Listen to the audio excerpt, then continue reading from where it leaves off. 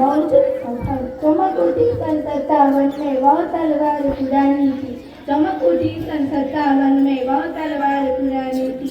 बहुत लड़ी मर्दानी वह तो झांसी वाली रानी थी। बहुत लड़ी मर्दानी वह तो झांसी वाली रानी थी। લક્ષ્મીબાઈનો જન્મ 21 ઓક્ટોબર 1835માં કાશીમાં થયો હતો. તેમનું નામ મનુ હતું. તેમના પિતા મોરોપંતામી અને તેમની માતાનું નામ ભાગીરથીબાઈ હતું. તેમને લગ્ન ઝાંસીના રાજા ગંગાધર રાવ સાથે થયા હતા. મનુ ઝાંસીની રાણી બની. તે સમયે અંગ્રેજો ભારતમાં રાજ કરતા હતા. અંગ્રેજોનું એવું ફરમાન હતું કે જે રાજાને પુત્ર ન હોય તે રાજાનું અવસાન થાય તો તે રાજ્ય અંગ્રેજોનું ગણાય. રાજાની સંતાન સ્વર્ગવાસી થયા. રાણીએ દત્તક પુત્રને ગાદીએ બેસાડી તેના વતી રાજ્ય ચલાવવા માંડ્યું. અંગ્રેજો તે રાજ્યને બ્રિટિશ રાજ્યમાં સામેલ કરવા માંગતા હતા, પરંતુ રાણીએ કહ્યું, મેં મેરી જાતિ નહીં તૂટી. અંગ્રેજોએ યુરોઝ નામની સેનાપતિને રાણીની સામે લડવા મોકલ્યા.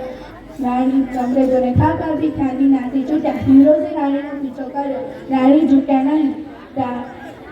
ઘવાયેલા રાણીને સેનાપતિ રામચંદ્ર રાવ 180ની ઝૂંપડીમાં લઈ ગયા. રાણી 18 જૂન 1858 દિવસે મૃત્યુ પામ્યા. અસ્તુ જય.